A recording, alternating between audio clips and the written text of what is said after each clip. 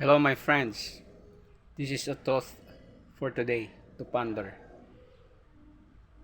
If you always do what you've always done, you will always get what you've always got. See? Because for who you are today is part of the decision that you have made yesterday. What or who you are tomorrow is part of the decision that you're going to make today.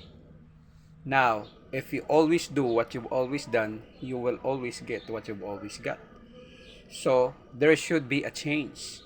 Dapat, my friend, kung this time, marami kang pangarap at yung pangarap mo ay hindi pa natutupad, there are a lot of opportunities that can change your life.